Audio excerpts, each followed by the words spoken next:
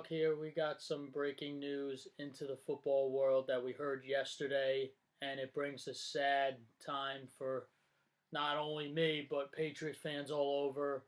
Yesterday at around 5, 6 o'clock, Patriots tight end Rob Gronkowski, who I feel, in my opinion personally, is without a doubt the greatest tight end to ever play. I'll argue with anybody. He announced his retirement yesterday. We all knew this was coming, especially I know for one, me personally, I felt it coming for quite some time. You know, after the Super Bowl, after the performance he had, where he absolutely was dominant.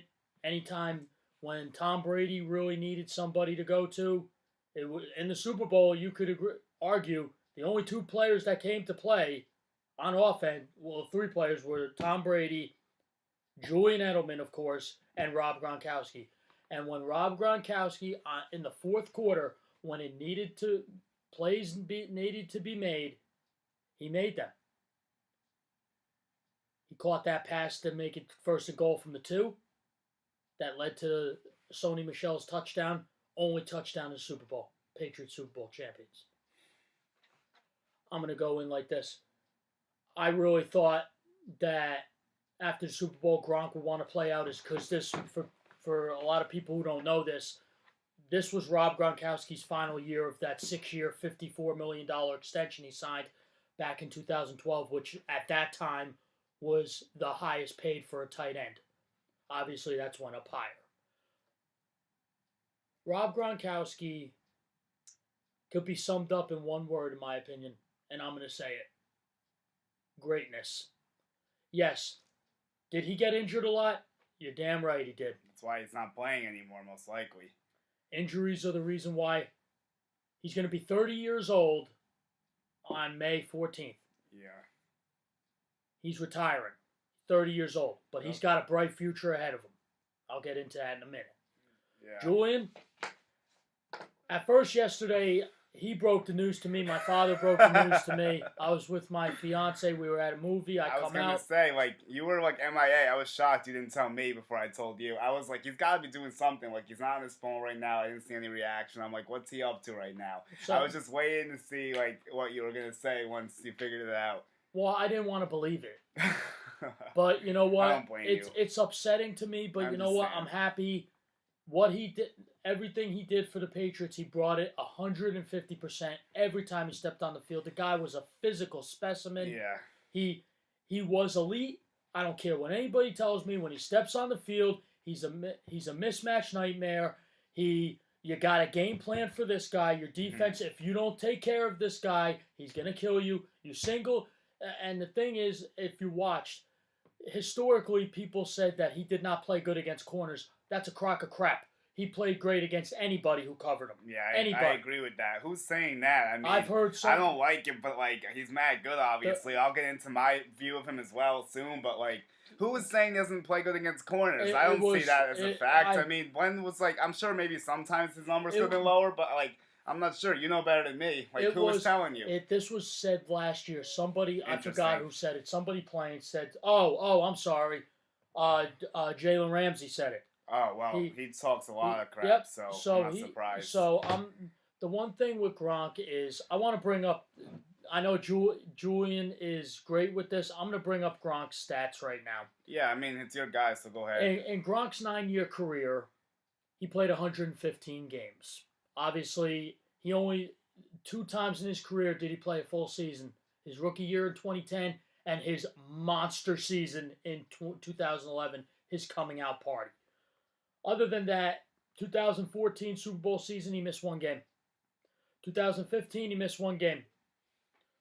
2017, he missed 2 games. This year, he missed 3. Obviously, his career receptions, he had 521. Career receiving yards, he had 7,861. He averaged 15.1 yards per catch. And by the way, that's the highest in the league for a tight end. Ever. He averaged 68.4 receiving yards a game. That's high ups. and he had 79 touchdowns. And this is just his regular season. I'll get it. You ready for this? You want to see when the big dogs come to eat? When it really matters the most, Jules? His postseason record. He played 16 playoff games in his 9-year career. 16. He has 3 rings. One of the rings he has, he didn't even play in because he was injured. Yeah, Falcons. Yes, in 2016, Super Bowl. where he played 8 games, had 25 catches, 540 receiving yards, and he had 3 touchdowns. That's a lot of yards for just 25 catches. That's what he brought. But the one thing with this is, in the playoffs, you know how many catches he had? How many? In 16 games? Let me know. He had 81. Wow, 21 yards a catch that year. Holy shit. That's a problem. He had over 1,200 in the postseason. He had over 1,200 receiving yards, and he had 12 touchdowns. Second, 2. Tell me who's he second to? I have 2 guys in mind. Let's hear it. Antonio Gates or Tony Gonzalez. No, it's Jason Witten? No, it's not tight ends. Oh, it's receivers you're talking about? Oh, Jerry Rice. Thank you. There we go. So he was second in touchdowns to Rice? Yes. How many did Rice have? Rice had 23. Oh my God. No one's getting that one, I don't think.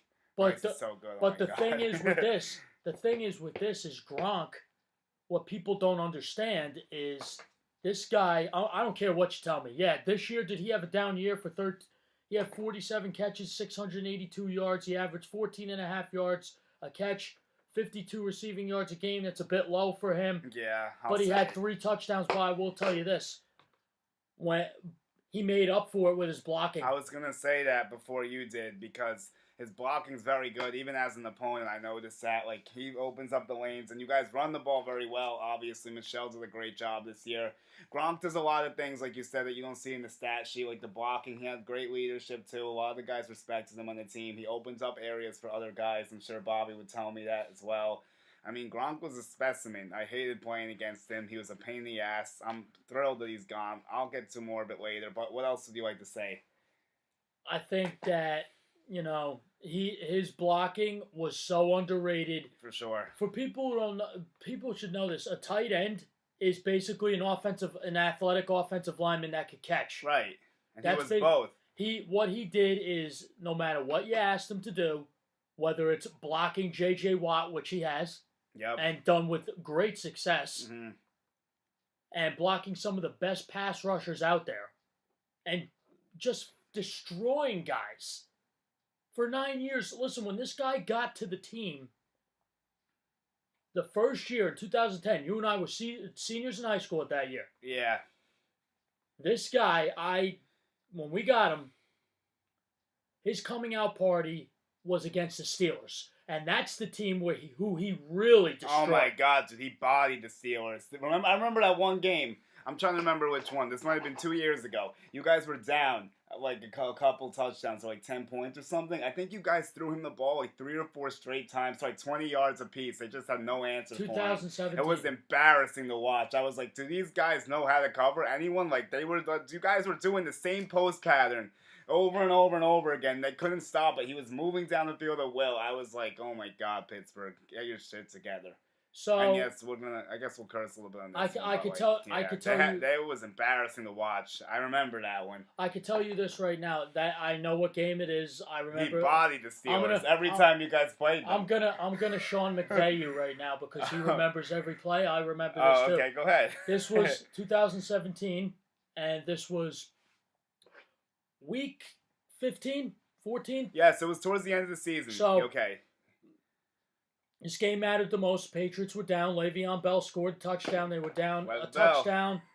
Down a touchdown. I think they were down 6 points. Yeah, you guys were down a little bit. Yeah, so, I remember. On that drive, Brady hit Gronk. Not once, not twice, not 3 times. 4 times. Yes, there was 4 times. Dead ass. That's what I was saying before. Including the 2-point conversion, which, by the way, all he did was literally just take a step. And unbelievable, I think it was covering him. I think it was I know who you're thinking. Was it Gay? Mitchell. No, it was Mitchell. Okay. I think it was Mike Mitchell, if I'm not mistaken, who was covering him. And he just it was embarrassing. It was 20+ yards a catch. He even caught one literally just off the ground. And that's but what I was going back to saying is Rob Gronkowski played his best games against the Pittsburgh Steelers. And I will tell he you, definitely did. I will tell you this and right. us, oh my God! Don't even get me started. Well, he us too. Honestly, the one thing he did is, and his first game against the Steelers, Jules, in 2010, he had a 3-touchdown game. That was the beginning of everything, and that's when you knew you had a gem. And the one thing it is, you knew right then, right? Yep. And I'm going to tell you this right now. I think that Gronk got a lot of people when the Patriots had. I'm going to bring up Aaron Hernandez with this. Oh boy! Because with Aaron Hernandez, when they had the two of them, oh my God, with those two, that was a real problem. I think a lot of people, they paid attention to Gronk. They didn't pay attention to Aaron, and then Aaron went off, and then they started the game plan for Aaron, and that's when Rob went off. So they missed. Right. So the one thing that the double tight end set was a problem. The one thing with the Patriots is that they started that double tight end set trend. I think, unfortunately, I wish I could have saw a lot more of Martellus Bennett and Gronk together because I think the two of them, when they were on the field on opposite sides, the two of those, I think Martellus Bennett and Rob Gronkowski are two of the best blocking tight ends I've ever seen. I'm going to say Dwayne Allen, too. He was great at blocking as well. But back to it. With Gronk, Patriots fans, including myself, are all disappointed, but we knew this was going to happen. I was holding out hope that he would come back for one more year, play out the $9.8 million that the Patriots will pay him this year. However, you know what? He's riding off into the sunset with another ring, and I can't blame him for it. I'm going to say this, Rob Gronkowski, I want to thank you personally for the 9 years that you have played for the Patriots, making it so eventful, going to it. I've seen you play live. You are probably one of the biggest human beings I've ever seen in my entire life. You are, without a doubt, you're entertaining. You're elite. You are a team player. You were never about yourself. Anybody who, I could tell you this right now, Rob Gronkowski should have been paid triple what he got paid. He should have always been the highest paid tight end. Never mind Travis Kelce. Never mind Zach Ertz. Never mind Gates. Never mind Kittle, no, never mind all those. They would have not been here unless this guy. Because I will tell you this, Rob Gronkowski is the prototype tight end that you want.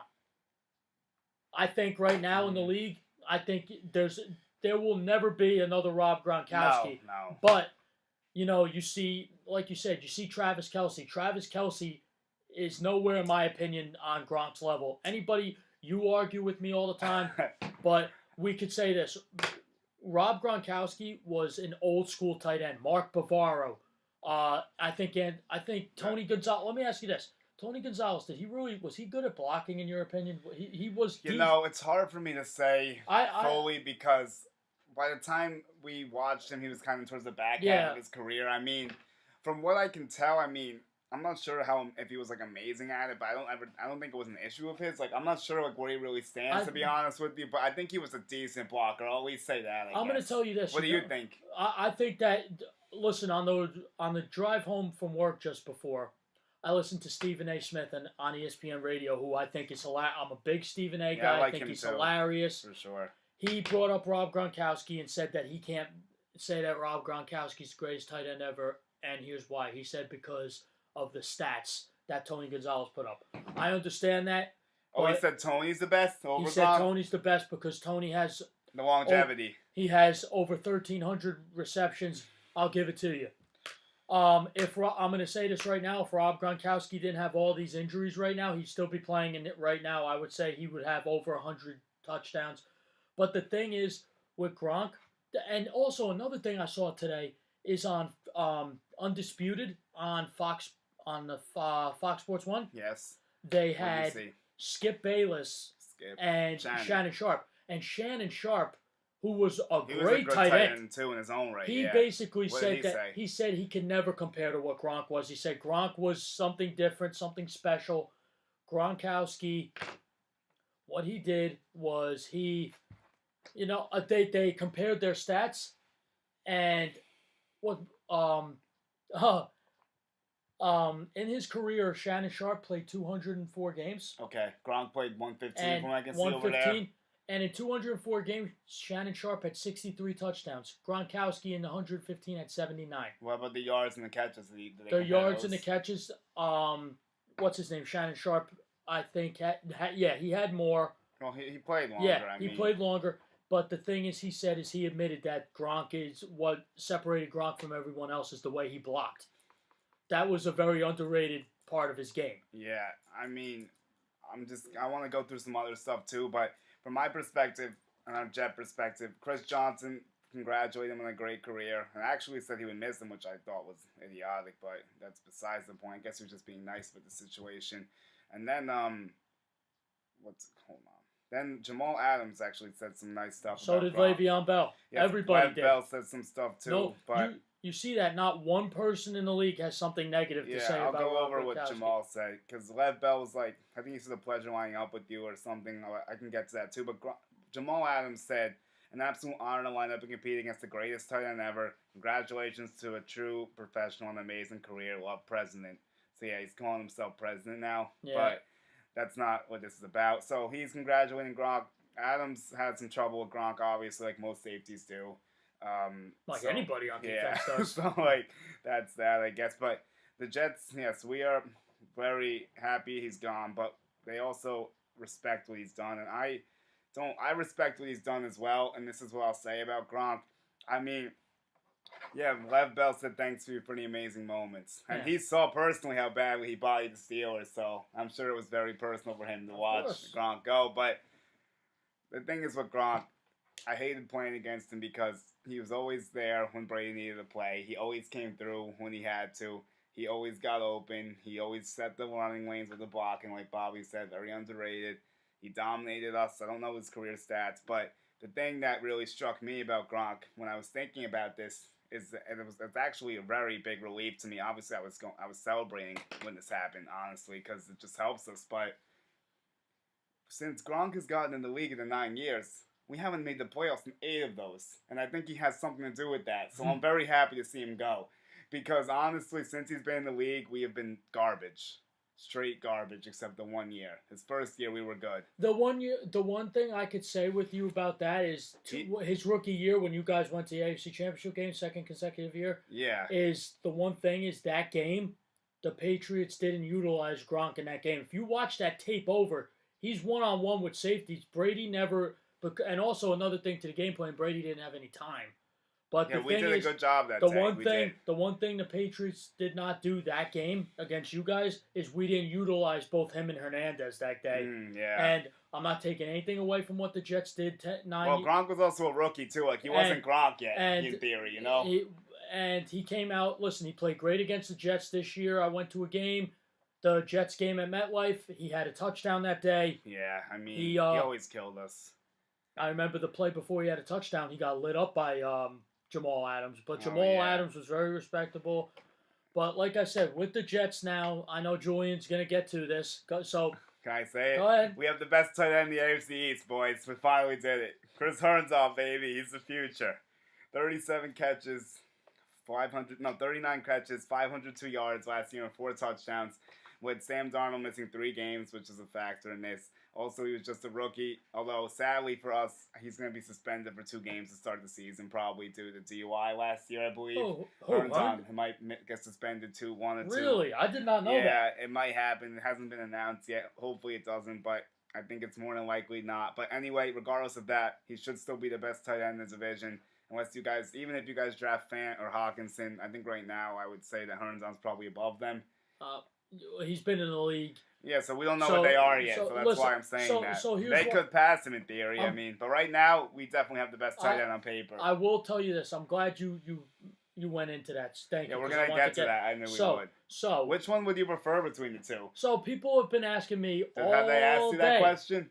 All day. Fan Hawkinson, right? They've probably been drilling you with Fan Hawkinson. They've been asking me 3 questions today. One, how am I feeling that Gronk retired? Really? You really want to ask me that? He's still got to absorb that. It's upsetting, but listen, I'm going to tell you this. I'll be more upset when the GOAT retires. That'll be good. This is just a warm up, boys. Get ready. So I was hoping. Like I said, I was holding out hope that he would come back, but I understand his decision, and I'm going to be looking forward to seeing him in WWE. Oh, see, is that actually happening, you yeah, think? I'm surprised, because that takes a little toll on your body. I know it's not, like, crazy, but, like, you get banged up a little bit, he'll get banged up, but what he'll do is, like, he'll make appearances. Like, I wouldn't be surprised he shows up to WrestleMania in 2 weeks. I wouldn't be surprised. I have another thing for you that I'm sure you may have seen. He's gonna be on Ballers. Watch. Of course he is. Imagine season. I'll watch that. I mean, I'd watch it with or without it, but like it'll be. If he's on it, that'll be interesting. I mean, we'll see what happens. I love Ballers, but he's gonna get some series or like some acting role. Something's gonna happen with that. He signed. What did he sign? Apparently, he signed like with a TV or film industry, something like that. Okay. So he's not going anywhere. You're going to still see a lot of. Yeah, he's not going to be one of those people that go away when they retire. Like, you don't hear from them. Like, hopefully Ben Roethlisberger just goes away because no one likes that guy. And I really dislike the Steelers, but that's a whole other story. Yeah, so Gronk, I'm actually proud of him because he preserved his body somewhat. He got injured a lot. I'm also happy he's leaving, obviously, because I don't have to face him anymore. But you can agree with me that I think it was the right decision for him because you could see he was starting to wear down. Like, he was taking the shots. Like you said, the numbers were diminished. He was still good, but, like, he wasn't the same Gronk, really. Like, no, he still could play, but yes, it's not he can play. I wasn't saying he can't play. If you watch the tape a lot, you'll he's see slower. He's not as fast. He's not as fast because when he used to get off the line of scrimmage, he was quick. He literally tell me all the injuries, the concussions, the forearm, the knee, the back. What else? All right, you really want me to start? Go through the laundry list of injuries this dude's been dealing with. There's a reason why he's walking away. So tell me all of them. So Rob Gronkowski, back to his days in college at Arizona. Right. Which, by the way, this is a reason why he wasn't a first-round pick. He was injured in college a lot. Of course. If he wasn't, he would have been a first-round. You guys got him, what, in the third round or second? Second. Oh, wow. Like at the 40-something pick. Jesus, what a steal. So, and we traded up, too. Of course. Might see something similar this year, sadly. So, here's the thing. Who did you trade with? Who gave him up? Who gave him up? Yeah. I'm going to have to really think. I totally forgot. That was a long time ago. That's interesting. I'd like to know that after the show. So, yeah, I'm going to look that up too. So, he has always had back problems. That is his back. Yeah, that's been rough. His back, he's had like 3 or 4 back surgeries. Damn, sorry. This year, he had a bulging disc in his back. Ouch. He had ruptured discs. He tore his ACL. Yup, the ACL, yeah. In 2013, he broke his forearm twice in 2012. That's why he wears that. He wore that club on his arm. 2015, he missed 1 game due to a knee bruise that he suffered against the Broncos, Week 11. 2014, I think he missed a game due to it was complications. I found the trade, brother. What was it? And you're gonna be, and it's so them, and it's gonna be like, wow, this team would do that. The Oakland Raiders. Really? That team would trade Gronk to the Patriots. That makes so much sense. Oh my God, Oakland. Thank you, Oakland. So stupid. So anyway. So with that, he's had due to concussions. He never had concussions. I thought he had concussions. No, he had a concussion. Do you have migraines ever? 2017 AFC Championship game where he got hurt. Oh, so it was never like serious concussion issues. So, but it was always his elbow, the forearm his knee, was big too. His back. Yeah. I know in the Super Bowl this year he hurt his thigh and he played through it. Yeah, I mean he's just like every part of his body was hurting at this point. I'm sure I can't imagine all the pain he went through like to get ready for certain games, like all the injuries he battled through. Like Gronk is not soft by any means. That's not he's true. Tough as nails. That is not true. Like he got really messed up. If he wasn't playing, he was like in a body bag almost, like in a cast or something. Like something was basically broken when he wasn't playing. Like he battled through a lot of injuries. Yeah, and you know better than me, but I just know because like I've seen him play a million times, obviously, and all the injury reports he was always on. But to me, it's tough to me to say if he's the best tight end of all time, but he's in the conversation, obviously. The thing is that he didn't do it for a long period of time, but he was the most dominant tight end when he was doing it. That's what I'll give you. Like, he definitely did stand above everyone else, like, during his peak. the problem is I'm not sure like if the cumulative stats make him the best ever, like the Tony Gonzalez argument, like the Antonio Gates, like those guys almost did it for 20 years. But like he is the most dominant tight ends. I'll give you that for sure. I mean, but he's no lower than top 3. I respect your argument. I really do. I'm gonna go. Listen, the reason I'm just saying this right now, in my opinion, personally, Gronk. And I sound biased because I'm a Patriots fan. Well, he is a first ballot Hall of Famer. Yes, I'll definitely agree with you about that. There's no joke about that. In 5 years, he will be in the Hall of Fame. Yeah, that's no question. Like, he is one of the best to ever do it. That's also no question. So it's just that Gates and Gonzalez were so consistent for so long. I'm gonna miss wearing that jersey, man. Well, you can hang it up now. Yep. Like what I do with my old players. I gotta see if I could try to get it signed somehow. Maybe he'll be up we'll yeah, but, hey, I got those autographs from the Jets, so maybe you can find some events. So, but, yeah. The one thing is, with that argument about the greatest tight end, in my opinion, of Gates and Antonio Gonzalez, of course, and Tony Gonzalez is the. He's technically the GOAT of tight ends if you probably look at all the stats. However, I'm just gonna say this: he doesn't have 3 rings. And no, he doesn't. You're right. And the thing is, neither does Gates. Gates doesn't have any rings either. So the thing is, I feel like they were just glorified. They were more, in my opinion, they didn't. Their blocking was not comparable to Gronk's. Yeah, well. I don't know about Gonzalez as much. Gates, you're probably right, because I've never seen Gates doesn't seem to be an outstanding blocker. I don't think he's like bad, but he doesn't really stand out. I think that, you know what, just when Gronk got onto a football field, I think defenses, game plans against him. Game plans. Nervous. Like, really he had defenses shook. Like, the safety. The problem with Gronk was that he was too fast for linebackers, and he was too big for the secondary. Yep. So that was why he was the biggest mismatch on the football field for a long time.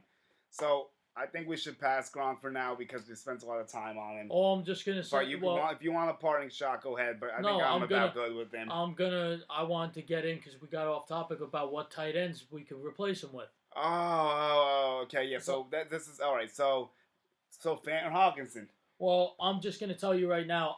Obviously, Fant or Hawkinson. I'm more of Hawkinson. Someone else. I'm on the Irv Smith train. I think, Bama dude. I think he's very good. I watched his tape today. I like what he brings. He has a fast 40 too, right? But Fant was the quickest 40. Fant is the quickest 40. But he's a little smaller. Yeah, obviously I want somebody like Fant, but I want somebody who could block and catch too. So is that why you like Irv Smith? Because Bama's tight ends have to block, obviously, because the run. You see O.J. Howard's a stud for the Bucs. I mean, I want that, but so also. Where do you think Irv Smith would fall in the draft? Do you think he's a late first, second round, or where do you see him going? I could see him going in the second, and we have 2 seconds, so I could see. Okay. But I will say this: I do want a sleeper. I do want my boy Tommy Sweeney. Oh, now he's more in play. Maybe he'll be. And maybe you'll draft 2 tight ends, like maybe him and someone else or something. Hey, I would love it. But all I'm going to say is this. I'll end it with this. Thank you, Gronk, for everything you did. I wish you well on behalf of not only me, but Patriots Nation. That a nice retirement. I hope seeing you on Monday Night Raw, WrestleMania, SummerSlam, you name it. I can't wait, to see what you have in store. And I will tell you this: if you decide to come back. If we're struggling, please come back. We'll welcome you with open arms, and I know you can help definitely. But thank you, Gronk. But that's all we have on the GOAT, the greatest tight end in my Gronk. I'm gonna say this for Gronk. I mean, if he wasn't on the Patriots, I would have loved him probably. He literally could have been on any team but New England. I would have liked him. I just have to hate him because he's a Patriot. That's just how it has to be. And he was a pain in my ass for 9 years. So now he's gone, thankfully. I wish him luck whenever he pursues outside of football. Don't come back. You're good. Please don't. You're fine, honestly. But that's beside the point for now. And I just want to go over a couple quick notes.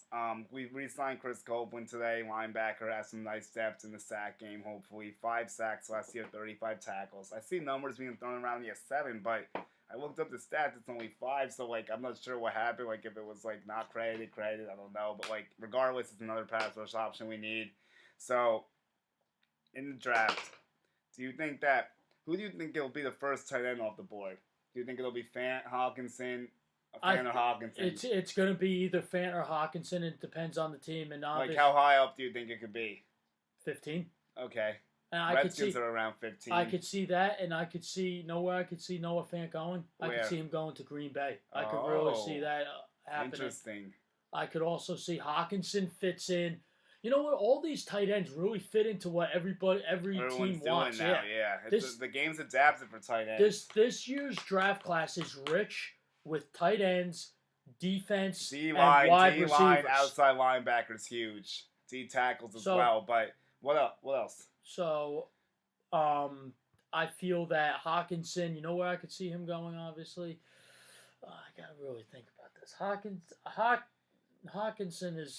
You know what? I could see you guys doing it, but maybe you will go more Irv Smith or Fant if you're looking for more speed. I knowing Bill Belichick, what he is he went to Alabama's pro day. You saw him hugging Irv. It could be. Oh, so you think Irv Smith is coming? The writing's on the wall. It's going to be Irv Smith, and I am all for it 150%. Okay, so I'm going to try to think where I could see Fant and Hawkinson going. Okay. I'm trying to. What teams could use tight ends? Let's think a little bit. We don't really need one. Dolphins are still experimenting with Kwashecki. You know who could use one? Actually, the Bills. But they don't have the pick in the right spot, I don't think, to get one. No, they're going to have to trade. Let me think. Bengals could use one, but I don't think they'll reach that early, really. I mean, they brought back Iver, so probably not. Oh, here's a glaring... No, Steelers advance. I'm trying to think who else quickly. Colts are fine. They have Ebron. He's a stud. Texans, maybe. They don't really have a tight end. Who's their tight end? Yeah, Texas. I could see Hawkinson if they really want to spend Jaguars. Who's their tight end? They need people in the passing game. Well, still Austin Safari and Jenkins is also up there too. No, he's a free agent. Yeah, no. I'm saying. No, they need something better than that. Trust me. No, Hawkinson. You know, I think he could be a fit there. AFC West. Let's think. Chiefs are fine with Kelsey. They don't need nothing. Of course. Raiders. They could replace Jared Cook. Jared Cook news. New Orleans and Jared Cook is another big sign we forgot about. I know you're upset because you guys were in on him. I'm not sure what the whole story was of him and Gronk and everything. But let me just break down the Saints with Cook, and then you can go with that if you want.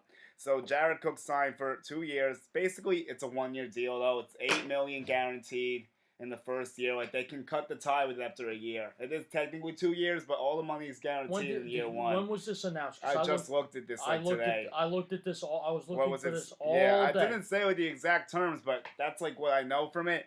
But last year, Cook was a stud with Oakland.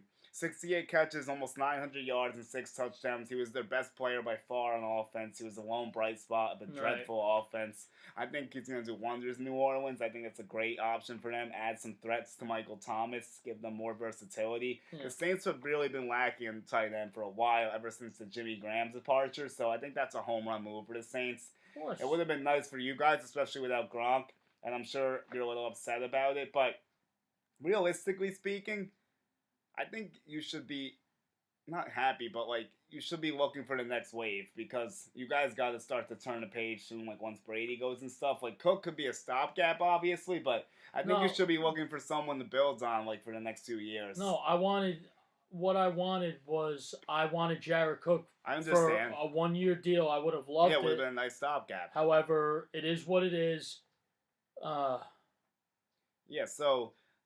Raiders could use someone to replace him, obviously, so they come to mind, and they have 4 draft picks in the first 35, so don't be surprised if they grab one of the tight ends. Of course, yeah. You know who else could use one, in my opinion? Denver. Yeah, Denver really needs a tight end. Chargers, Chargers, Hunter Henry's kind of questionable. Gates is ancient, so I don't know if they would go that route. Let's see. Giants are fine with Ingram. Redskins are kind of on the fence. I mean, Jordan Reed's a walking injury, so they should get someone to replace him, but that's a whole other story. Cowboys are fine since Witten's back, I guess. Eagles are fine. They have one of the best tandems in the league. Yep. Packers could maybe use someone, like you said, because Jimmy Graham might be a 1 year and out the door potentially. He might be another threat. The only thing is the Packers' offense strangely doesn't use tight ends, but maybe LaFleur will change that. We'll see. Bears are fine. Burton's a good tight end. Lions, they just signed Jesse James, but he doesn't really move the needle, obviously. Vikings have Kyle Rudolph. He'll be fine. South, let's see. Panthers have Olsen. That whole situation's a little murky, but I think they like Ian Thomas. Yeah. You know who could actually use one? Falcons. Yeah, I can see the Falcons. Well, not we, but my second favorite team. Falcons can use a tight end because they don't really have a legit tight end. I mean, the receivers are obviously great. And speaking of Falcons, Julio Jones is about to get paid. boy. I'm Julio waiting. Jones is about to get that paper. He's going to smash Antonio Brown's record because he's better than Antonio Brown, which I'll still say. Because I'm going to break down Jones's career numbers. 698 catches and over 10,000 yards, 731. 51 touchdowns is where the knock comes, but it's 7 seasons of work for Jones. He's averaged over 1,500 yards if you look at it mathematically because he missed time, and then 1 year he played only 5 games. So if you add up the 5 with the missed time, it basically amounts to 7 seasons for Jones, and he averages 99 catches a year. Jesus. Julio Jones is going to be one of the best to ever do it when he hangs up his cleats also. So he's going to be a Falcon for life, which excites me also because that's where he belongs. He's just a one-team type guy. And I'm excited for when that's going to be announced. I'm just waiting for it. Yep. So that's going to be big news for Julio. I'm happy for him. Congrats once this happens. He earns it. And just keep grinding. I really hope you get a Super Bowl one day. Obviously, you should have had it 2 years ago, but that's a whole other story I don't like to talk about, so I'll stop. That still gets me, man. I have nightmares about that. I really do. Jesus. But let's move on before I lose my mind. So we go through the rest of the league with tight ends. Tampa's set with O.J. Howard. Cameron Brate might be out the door, actually. I wonder what's going to happen with that. He has a player option, but he's still there for now. So then it's just the NFC West at this point. 49ers, George Kittle's a stud. They don't need anyone, obviously. No. Rams could potentially use someone, in my opinion. Everett and Higbee don't really scare anyone. I think you could agree with me about that. Yes. How about Seahawks? Who do they have at tight end these days? They really need someone, actually. Is it that guy Disley, remember? Oh, he got injured. He didn't even play. Dude, the Seahawks should draft one of those guys, honestly. They have a black hole at tight end. Yeah. They should really pick a tight end. That would make a lot of sense. Since they lost Graham now. Ever since they lost Jimmy Graham, it's been tough for them. Yes. So then, we're going to wrap this up soon, though, because I know we got to do basketball, too, so... Yeah, I'm trying... I can't find it, so... What were you looking for? The Jared Cook thing. Oh, yeah, well, I told you all the information I know, but, it's very strange. I don't know the full thing either, but there's one team in the NFC West, Cardinals.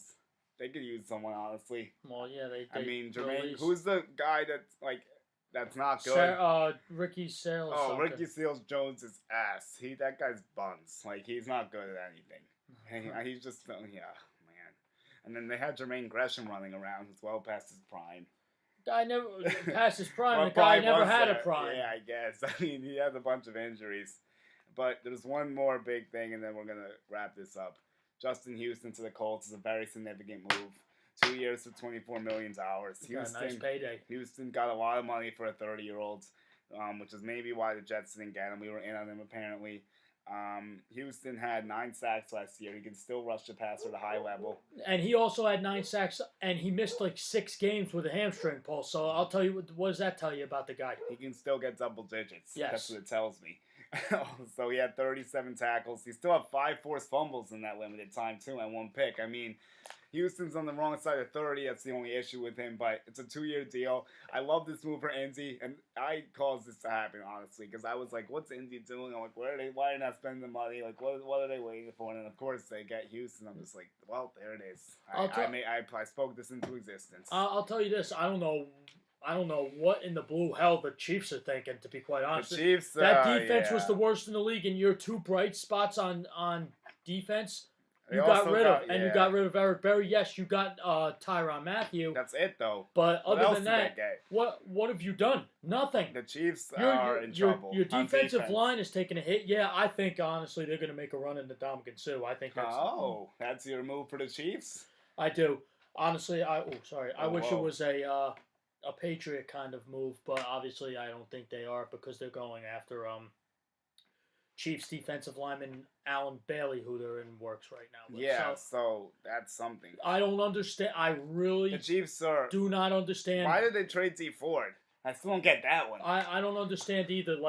D Ford was good. I mean, okay, he jumped off sides, but that's not why I traded him, obviously. Your best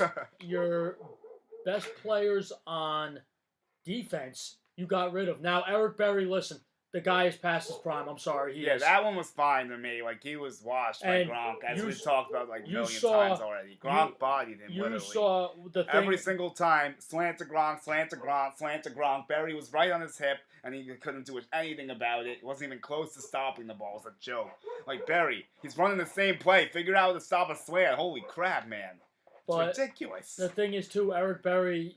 He's ancient. Well, not ancient, but like he's been beat up. He went through cancer. A lot of stuff's happened to him. I feel bad. He had a great career for a while, but now he doesn't have it. Like, whoever gets him is gonna be disappointed. Honestly, I don't really think he's anything at this point. No, and that's why he went to Dallas, and a lot of people thought he was gonna go to Dallas, and they ended up signing George Iloka. And they were also talking about Cleveland, and that's cooled off as well.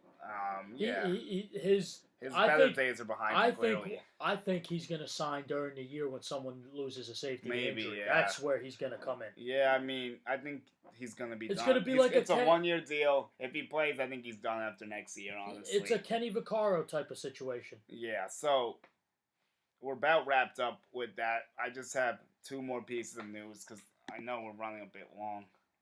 Okay, well, there goes okay, yeah. Well, we're going to be on to 45 still at least, but this is a little more than I thought. But anyway, Darren Lee is on the trading block, very much so. He's going to be dealt around draft day. We're openly shopping him. He's not going to be a part of our future. There's been two things that have been floated out there, and I want to see which one would you like better. I have a preference of them, actually. There's the Browns D-end, Obaga, or however you say his weird name. Emmanuel Ogbah. Yeah, okay, I was close, sort of. But his name's strange. But they've been floating the idea of doing a swap, and we get a late-round pick, which could make sense. And then another idea that's been floated that's been interesting, I'm about to blow a gasket over something besides that. The Bucks want to get rid of Gerald McCoy. And if they don't want to cut him and maybe get some value, could you see a Lee from McCoy swap maybe?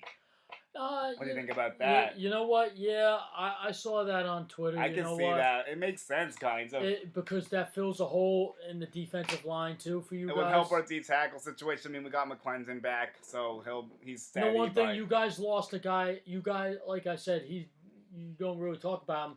Mike Pennell, who's now a Patriot. Right. He also, I've watched his tape. He really helped you guys a lot. Yeah, Pennell's a good piece. I mean, but he signed a 2-year deal with New England. Well, congrats on him, and we'll see how he does. But I think you guys, if you have a chance to go get one of the best D tackles in football, Gerald McCoy, who still has something left in the tank. How much do you think he has left at 31? That would be my question.